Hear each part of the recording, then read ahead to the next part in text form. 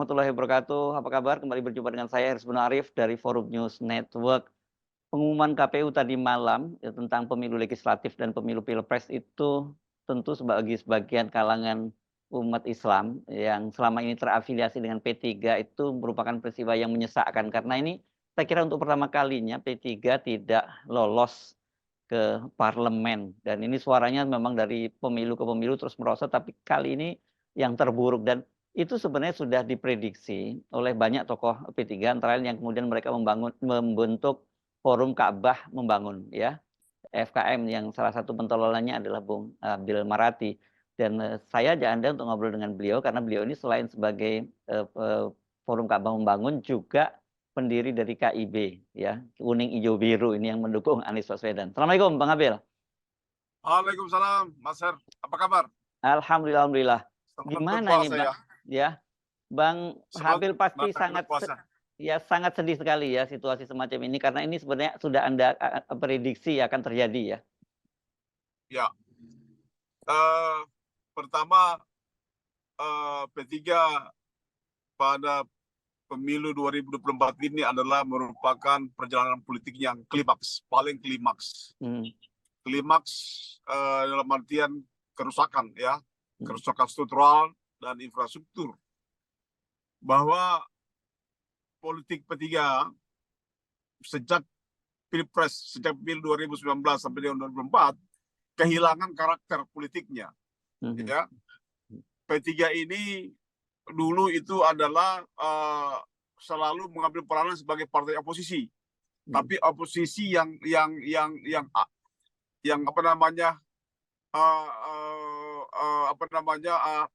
amar ma'ruf nahi mungkar, ya kan? Politik yang mengajak pada kebenaran, yang berakhlakul karimah, yang nilai-nilai kebangsaan. Tapi kali ini P3 sejak 2019 sampai dengan 2024 mengikuti Jokowi, tapi ternyata kan kehilangan segala-galanya kan.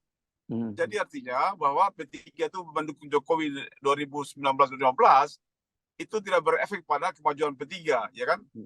Nah, ini mengapa? Karena memang banyak pengurus-pengurus P3 itu secara kaderisasi itu tidak matang berpolitik. Mereka orang-orang yang mencari gonima di P3. Mereka adalah orang-orang yang memperebutkan gonima di P3 gitu kan. Pampasan perang ya gonimah ini. Merebutkan pampasan perang, tapi tidak membangun P3-nya. Kan?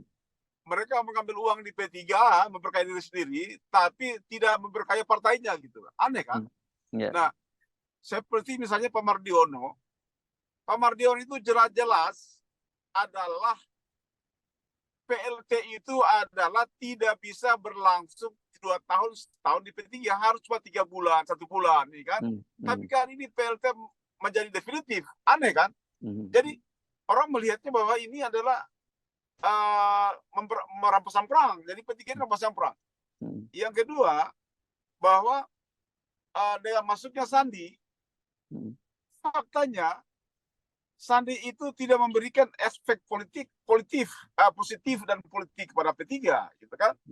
Saya tahu P3 itu mengambil Sandi sebagai ketua Bapilu, gitu kan? Penanggung jawab Bapilu. Itu ada 2 kategori. Pertama, dari segi kepentingan P3, Sandi diharapkan mampu menyediakan dana saksi dan dana kampanye P3 kan? Itu yang pertama. Yang kedua, dari sisi pihak Sandi berharap supaya dia jadi cawapres. Ya kan? Tapi kan faktanya justru memperlemah P3, menghancurkan P3 gitu kan. Nah, di samping itu bahwa kayak PLT Mardiono itu adalah tidak bisa diganti lewat muktamar luar biasa karena dia bukan produk muktamar. Ya. Sekali lagi saya sampaikan bahwa untuk mengganti Mardiono tidak perlu melakukan muktamar luar biasa. Mengapa? Pertama, Mardiono ini adalah bukan produk muktamar, tapi dia adalah produk Rapimnas di Banten yang mengangkat dia dengan mengganti Pak Soeharto. Itu kan ilegal. Itu adalah ilegal. Itu adalah inkonstitusional, tidak sesuai dengan anggaran dasar anggaran P3. Kenapa dipaksakan? Karena konon kabarnya Mardiono ini didukung dengan pemerintah. Ya. Kan? Tapi buat apa mereka ada di pemerintahan sejak 2019 sampai 2024, tapi tidak memberikan efek elektoral pada P3. Jadi justru bergabungnya P3 di Pak Jokowi 2019-2024 ini, P3 kehilangan dukungan elektoral. Ya, itu pertama. Yang kedua, struktur dari ketua umum, sekjen, pengurus DPP itu tidak mampu bekerja membangkitkan hero daripada elektoral, daripada konstituen daripada P3 itu sendiri. Jadi P3 hari ini kalah karena dikalahkan oleh dua hal. Dikalahkan oleh dukungan P3 terhadap Jokowi dari 2019 sampai 2024 dan dukungan pada Ganjar hari ini. Dan yang ketiga adalah memang struktur kepengurusan P3 itu adalah diisi orang-orang yang tidak memiliki karakter berpolitik. Ya, mereka hanya ingin menggunakan partai P3 itu sebagai sapi perah. Ya kan? Sapi perah itu apakah itu kekuasaan, apakah itu jabatan. Contoh hari ini si siapa namanya Arsul Sani. Ya, dia merusak partai dalam. Dia mengubah partai, mengganti Suharto Mono Arfa. Dia menjadi ketua MPR, sekarang dia lari di anggota MK. Ya. Jadi ini P3 ini hanya digunakan untuk pocok-pocok dari kekuasaan. Bukan dari partai, dari rakyat, oleh rakyat, untuk rakyat. Nggak ada lagi. Dari umat, oleh umat, untuk umat. Jadi sekarang P3 adalah lebih sekuler dibandingkan partai sekuler sendiri. Menjauh dari umat. Menjauh dari umat. Jadi artinya Pak Her, jadi sekali lagi saya katakan, banyak orang berkomentar bahwa Mardiono segera dilengsarkan, segera di muktamar luar biasa. Saya sampaikan bahwa Mardiono ini PLT diangkat bukan muktamar, sehingga PLT Mardiono adalah bukan produk muktamar. Maka dia digantinya adalah diusir dari partai, dari DPP. Oh, kok diusir? Nah, kan dia bukan produk muktamar. Dari mana dia jadi PLT? Dari mana tiba-tiba dia jadi PLT ketua P3? Dari mana? Dari mana? Dari mana payung hukumnya? Rapimnas itu bukan mengangkat ketua umum PLT. Rakernas bukan mengangkat ketua partai juga. Jadi artinya mereka harus dihukum. Mereka harus diusir dari partai. Ya, karena mereka merusak. Karena mereka membawa P3 menjadi konyol. Bayangkan, 3 partai besar di zamannya Orde Baru P3 yang terlempar dari DPR. Sementara Golkar dan PDP menanjak terus. Ya, betul. Berarti ada kesalahan manajemen, ada kesalahan karakter, ada kesalahan mengambil posisi partai politik. Ya. Di masa lalu kan P3 ini selalu di atas PDIP ya sebelumnya ya. Ya itu kan zamannya di era 3 partai, ya kan? Iya. Tapi setelah reformasi 99, P3 itu semakin dari pemilu ke pemilu makin turun. Ya, betul. Suaranya dari pemilu ke pemilu turun. Jadi kenapa turun ini? Karena sumber daya manusianya itu kualitasnya rendah, ya, tidak punya jaringan, itu, dan tidak punya karakter. Itu kualitas rendah, tidak punya jaringan, karakter politiknya rendah. Itu yang terjadi. Misalnya Robi dia kan terhukum dalam bekas penjara korupsi. Kok diberikan panggung di P3 untuk serahkan P3 lagi? Orang lari lah. Kenapa Robi tidak mencontoh Surya Dharma Ali? Begitu dia terpidana korupsi, dia mundur dari partai, dia aktif partai politik dari P3. Ini dia jadikan P3 panggung. Salah. Rusak partai ini. Itu masalahnya. Itu masalah Hers.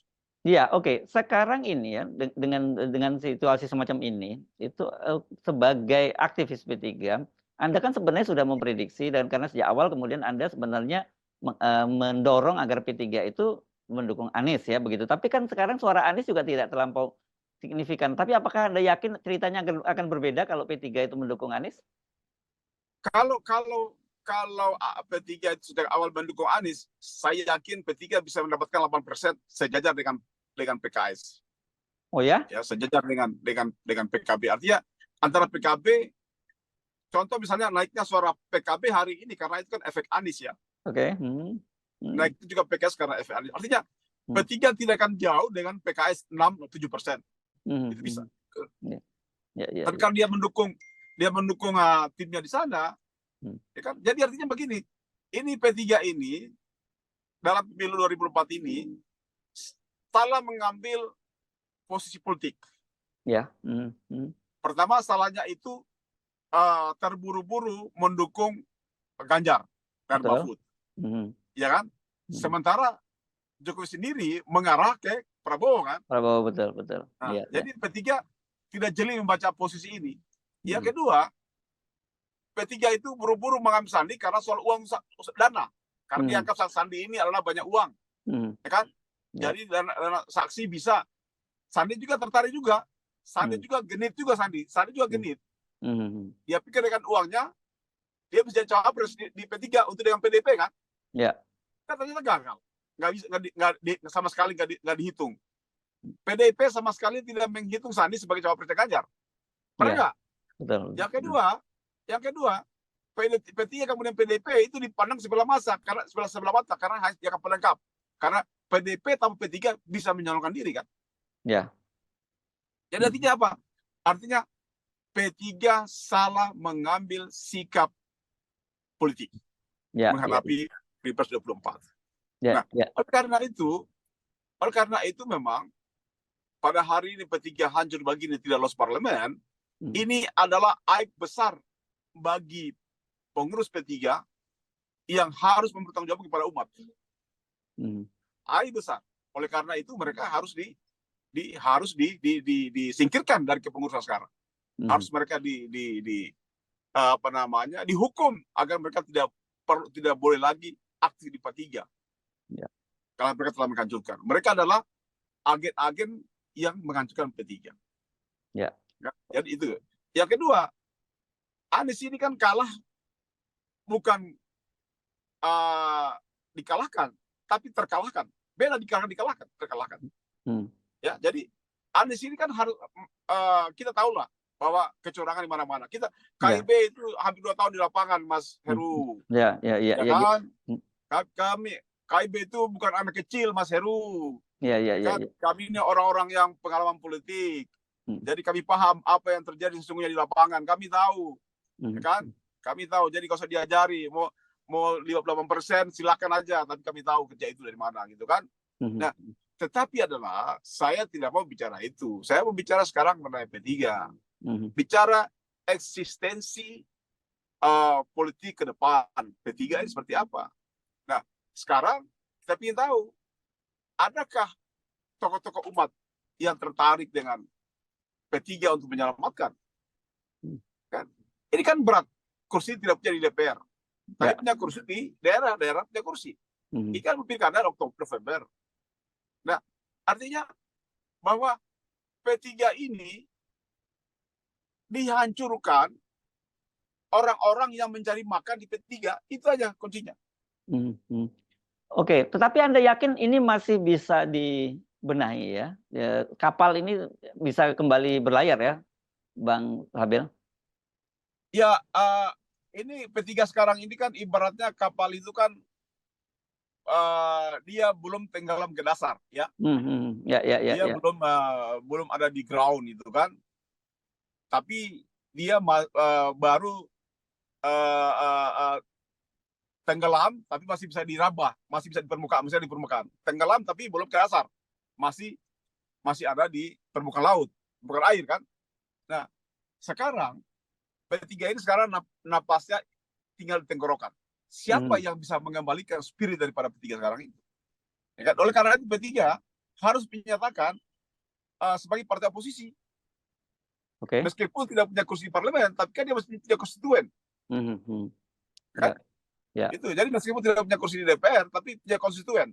Nah, siapa yang bisa mengkapitalisasi konstituen sekarang di P3 ini untuk sebagai perlawan secara oposisi? Dan memang P3 ini harus diurus orang-orang yang memiliki spirit membesarkan P3, bukan membesarkan rumah tangganya, bukan membesarkan kantungnya, kantung pribadi gitu. Ya, ya. Jadi harus dirunning kembali, direkonstruksi, direvitalisasi menjadi partai yang membawa gerbong umat yang memiliki akhlak yang bagus. Ya, oke. Nah, kalau kita hitung-hitung ya, Bang Habel ya, soal bahwa satu soal kepemimpinan sendiri yang menurut Anda sekarang kita boleh sebut under capacity lah orang-orang yang ada di sekarang begitu ya, dan di samping citranya yang tidak cukup baik, tidak cukup kuat, dan mereka lebih menghamba pada kekuasaan gitu. Kemudian kesalahan dalam memilih capres pada pilpres kali ini besar mana ini perannya terhadap hancurnya suara P3 kali ini? Hancurnya suara P3 itu kesalahan yang pertama memilih Ahok di DKI. Oh ya, ya, ya itu ya. Ya. Yang kedua bergabung dengan Jokowi. Itu yang cikal bakal bikin hancurnya P3 ya. Itu. Tiga hal. Pertama memilih Ahok DKI. Yang kedua bergabung di Jokowi selama 10 tahun. Ya. Dan yang ketiga membiarkan PLT Mardiono menjabat selama hampir 2 tahun. Itu adalah pelanggaran konstitusi. Ya. Nah, tapi Wi, dalam kasus ini Anda masih meyakini, kan Anda ini turun ke lapangan ya selama 2 tahun ini keliling terus lihat KIB itu ya. Apakah Anda juga masih menemukan bahwa konstituen yang loyal kepada P3 itu sebenarnya masih cukup besar, tetapi kemarin karena mereka kecewa dengan pilihan-pilihan politik yang dilakukan oleh P3 sehingga mereka mengalihkan pada partai yang lain. Artinya kalau kemudian ini dirawat dengan benar, mereka masih bisa kembali. Saya tadi menyampaikan pada Pak Hersu bahwa KIB itu bekerja hampir 2 tahun. Oke, ya betul. Di lapangan, di konstituen dan di elektoral. Ya. Ya, P3 KIB kan banyak di elektoral dan di konstituen. Itu seandainya gerakan KIB kemarin, gerakan KIB itu adalah gerakan P3, saya yakin P3 bisa dapat 10 kursi, 10%. Jadi seandainya gerakan KIB di elektoral dan di dapil, ya di elektoral maupun di konstituen, ya seandainya KIB itu adalah P3, gerakannya P3 seperti KIB, pasti 10%. Gimana ceritanya itu bisa seperti itu? Karena KIB itu kan langsung bersentuhan dengan konstituen, bersentuhan dengan dalam pemilihan, bersentuhan dengan jaringan dan sumber daya manusia. Ya. Bisa bayangkan kalau seandainya KIB itu gerakannya gerakan P3, maka P3 bisa 10%. Ya. Iya, tapi kan di lapangan tidak pernah saya temukan P3 gerakannya nggak ada. Saya tidak pernah menemui caleg-caleg P3 ada gambarnya, ada benderanya, ada alat peraganya, ada manusianya, nggak ada. Jadi nggak ada bendera, nggak ada. Udah mati suri ya? Nggak ada jaringan, nggak ada sumber manusia. Ya. Mati suri di bawah. Ya, orang-orang P3 itu yang di bawah itu di Jawa Timur, di Jawa Tengah, di Jawa Barat, di Sulawesi, Kalimantan, di Sumatera, di Padang, di Aceh, itu adalah konstituen yang sebagian besar P3. Ya. Sebagian besar P3. Jadi artinya apa? Artinya gerakan KIB itu kalau ditiru dengan P3 kemarin, atau gerakan KIB itu sama dengan gerakan partai politik P3, saya yakin 10% dapat. Ya, oke. Sekarang ini, sekarang ini apa langkah-langkah yang dilakukan oleh ini ya, tentu saja oleh aktivis-aktivis P3 seperti Anda dan sebagainya. Apakah kemudian merespon ini, kemudian ada pemikiran untuk kembali membangkitkan P3 dalam situasi semacam ini? Ya, saya kira ada pemikiran kader-kader P3 yang saya memandangnya masih memiliki visi dan keinginan untuk mengembalikan P3 pada jalur politiknya sesuai dengan 7 prinsip perjuangan P3. Ya. Itu saya lihat masih ada orang-orang tersebut, masih mereka berkeinginan untuk memakmurkan P3, tapi dengan syarat bahwa loyalitas untuk membesarkan P3 jangan lagi diukur dengan jabatan dan uang, tapi adalah benar-benar ibadah. Ya. Nah, ini kan jadi momen bagus dong kalau gitu dengan cara pandang Anda, karena sekarang dia bukan boro-boro bagian dari oposisi, bagian dari koalisi di pemerintahan. Sekarang masuk parlemen pun tidak. Bukankah ini waktunya mereka bisa membebaskan diri dari bayang-bayang Pak Jokowi maupun dari bayang-bayang kekuatan-kekuatan politik di luar P3. Jadi artinya sekarang ini konsolidasi internal P3 bisa lebih mudah begitu karena tidak ada tarik-menarik kekuatan politik dari luar. Tapi juga tidak mudah juga, Pak Heru. Ya. Tidak mudah juga seperti idenya Pak Heru itu tadi pikirannya Pak Heru juga itu bagus, tapi kan persoalannya ini kan banyak kader-kader P3 di internal maupun eksternal itu begitu mudahnya dibayar untuk menghancurkan pengurus asli P3. Oke, ya. Itu jadi masalah. Jadi kader-kader ini kan banyak yang duafa, mentalnya kurang bagus, karakternya kurang bagus. Dia dikasihkan uang dari pihak luar untuk merebut kekuasaan P3, mudah. Itu persoalannya. Apa yang terjadi dengan dari Harso ke Mardiono kan kayak itu terjadi. Ya. Jadi yang menghancurkan P3 kan dari luar dan gabungan orang dalam yang tidak punya karakter. Gabungan orang pihak luar untuk merebut ketua umumnya P3, meskipun dia sah, tapi karena P3 dibutuhkan untuk melengkapi pemerintah kemarin, kan, maka harus ditendang. Jadi yang berbahaya di P3 sekarang ini adalah kader-kader yang memberontak dari luar atas ordernya orang luar untuk merebut kekuasaan P3. Meskipun jalannya tidak sah, Mardiono kan tidak sah. Ya. Kan didukung dengan rejimnya begitu. Tapi faktanya rejim Jokowi tidak mendorong P3 kan? Ya. Ya karena memang bisa beda juga pilihannya sekarang karena dia bersama dengan PDIP tidak bersama dengan Pak Jokowi gitu. Iya, tapi kan harusnya kan Jokowi itu melihat jasa-jasa P3 10 tahun mendukung Jokowi dan mendukung Ahok. Balasan Jokowi pada P3 apa? Dan juga P3 juga Pak Jokowi juga ikut bertanggung jawab tidak lolos P3 karena malu dong di era Jokowi P3 nggak lolos. Iya kan? Jadi P3 10 tahun ini loyal pada Jokowi, balasannya apa? Nah, iya kan? Iya.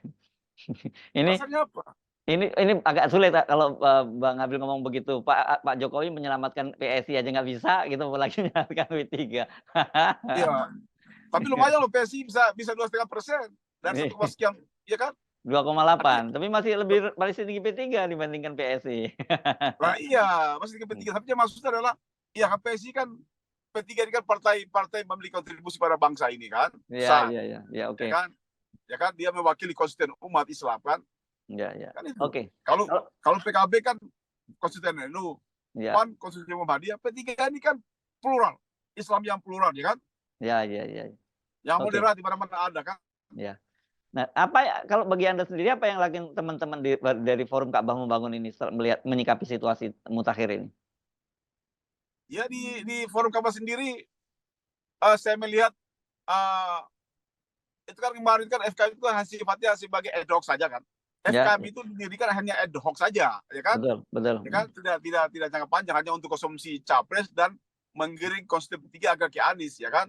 Ya. Kan? Jadi FKM sendiri itu kualitas manusianya tidak bisa juga dipertahankan. Ya karena sifatnya ad hoc tadi ya. Hanya sifat ad hoc. Jadi memang saya pikir kader-kader P3 sekarang yang ada di DPP maupun yang ada di DPW yang ada di luar struktural, saya kira 99% itu harus dibuang. Bersih dong ya sekarang ya harus. Ya pembersihan. Harus ada pembersihan kader-kader yang bermata duit dan bermata kekuasaan, singkirkan. Bermata duit dan bermata kekuasaan harus singkirkan. Iya. Oke. Baik, kita tunggu ini ya. Bagaimanapun juga ini kan benar seperti Anda sampaikan tadi, P3 itu bagaimanapun juga adalah aset umat Islam gitu ya. Dan sekarang dengan dengan hilangnya ini tentu saja ini tragedi saya kira ya, bukan hanya buat P3 tapi buat umat juga kan begitu ya? Ya ini tragedi umat. Ya. Artinya tragedi Mardiono dan kawan-kawan. Bukan tragedi P3. Mereka yang menyebabkan P3 mengalami tragedi, begitu dong ya? Ya, mereka yang membuat tragedi. Ya. Oke, baik. Terima kasih Bang Oke, Abil makasih. Marapi ya. Ya. Yuk, Assalamualaikum yuk. warahmatullahi wabarakatuh. Waalaikumsalam.